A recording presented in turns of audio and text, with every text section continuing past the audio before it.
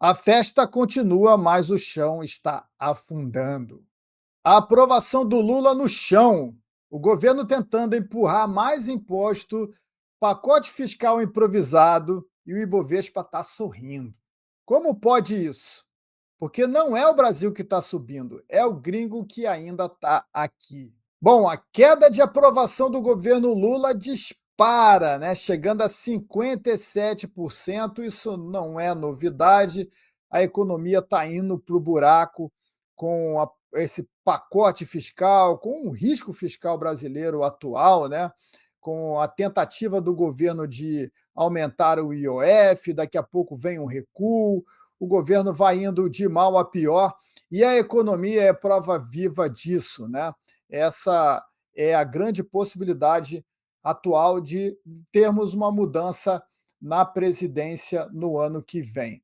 O curioso é que essa pesquisa da Quest, né, que mostrou essa alta desaprovação do Lula, também mostrou, e é muito curioso isso, mostrou ali que os entrevistados acreditam que a economia está melhor. Como assim? Sim, dos 52% que acreditavam que a economia brasileira estava indo mal, esse número caiu para 48%. Então, por que diabos há essa grande rejeição do Lula nesse momento, se não é no bolso, né? O que realmente move o eleitor em qualquer país do mundo é o bolso. É quando a economia está indo mal, quando a inflação começa a subir, quando os preços estão mais altos, quando há dificuldade de arrumar emprego, quando a pessoa não consegue consumir, quando é sufocada por novos impostos, como está acontecendo agora, com surpresinhas a toda hora aparecendo também, como essa situação horrorosa do INSS, né? Mais uma vez, corrupção que é divulgada, que acaba abalando também. Isso, claro, impacta muito negativamente no atual presidente, que não parece realmente não está nem aí, né? O que eu vejo do Lula é que parece que ele ligou totalmente o foda-se, né? Ele está totalmente alienado do que está acontecendo, ou finge estar alienado, né? Porque em nenhum momento ele tenta reverter a sua imagem, ele fica ali colocando o Haddad, aquele poste ali na frente, para tentar assumir a bronca ou para tentar resolver o problema, e o Haddad vai se queimando junto, trazendo propostas que não melhoram em nada o aspecto fiscal e depois tem que refazer tudo, né? Perdendo cada vez mais força e a confiança do próprio mercado. Mas a grande questão aqui é o Ibovespa, né? Porque enquanto o Brasil está indo mal, a Bolsa Brasileira está rindo à toa. Por que isso está acontecendo? Né? Por que a Bolsa está subindo no momento em que temos tantas notícias negativas em relação ao fiscal brasileiro e com esse presidente que está desmoronando? Né? Bom, a primeira questão é a entrada do dinheiro estrangeiro, é dos gringos comprando o mercado brasileiro, principalmente quando o mercado americano também começa a ter essa nova lupa, esse novo olhar de risco fiscal também. O déficit americano também é muito grande, tem esse projeto de lei, o chamado Big Beautiful Bill, que acabou sendo aprovado aí, que vai trazer mais 4 trilhões de déficits para o governo Trump, né? E isso causou até a saída do Elon Musk do governo Trump, e o Elon Musk comentou o absurdo que é esse esse projeto, né? Como esse projeto ele infla e incha ainda mais o Estado quando deveria estar discutindo a redução do Estado, né? Isso também vai tirando muito dinheiro dos Estados Unidos, até porque o dólar vem perdendo força quando há essa crise fiscal, essa desconfiança da economia americana.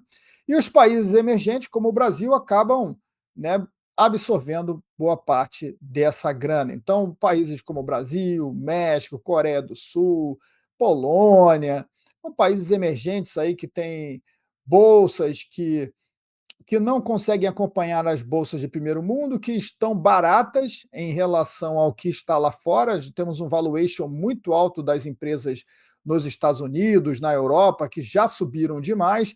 Há esse risco atual no momento, com o dólar caindo, os investidores acabam buscando diversificar o seu investimento investindo no Brasil, aproveitando também que o dólar ganhou força frente ao real aqui, né?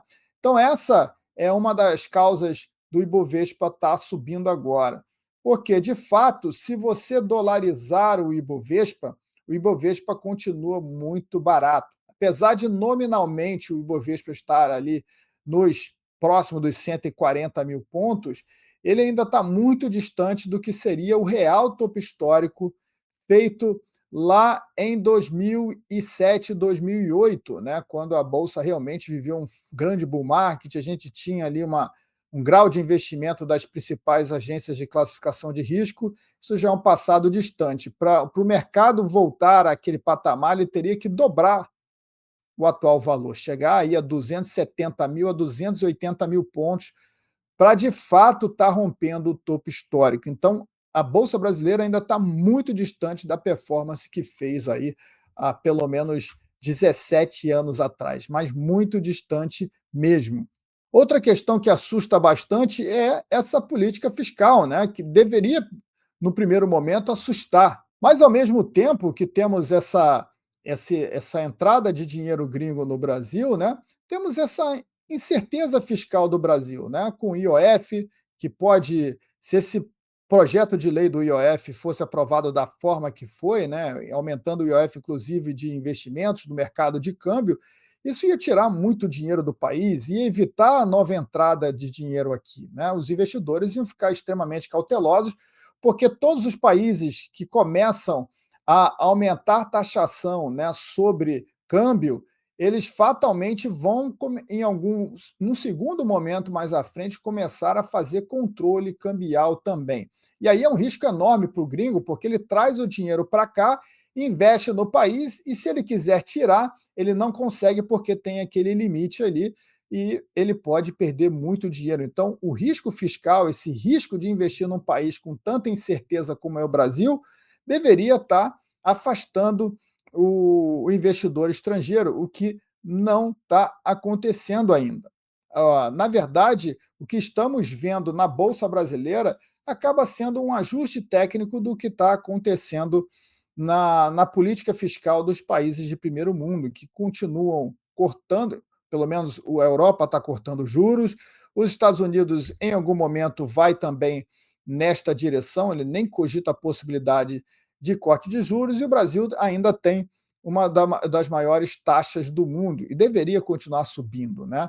Mas, por enquanto, a ideia aqui é fazer uma pausa, pelo menos foi a sinalização que o Banco Central deu aí na última reunião, que vai parar para ver o que vai acontecer, mesmo com essa economia estando ainda bastante aquecida, a gente vê dados aí mostrando que setores, serviço e produção da indústria continuam aquecida. Houve um recuo agora em maio, isso é um dado positivo, mostrando que os juros já começam a impactar, fazer um efeito nesse sentido, mas ainda não o suficiente para realmente trazer essa contração da economia para que as pessoas deixem de consumir, e esse consumo ele acaba sendo feito através do déficit do governo, então é o déficit que gera esse crescimento artificial do PIB do Brasil, é o déficit que cria esse crescimento, entre aspas, né? Então é um crescimento fake, é uma farsa que os juros, que o Banco Central precisa administrar e precisa continuar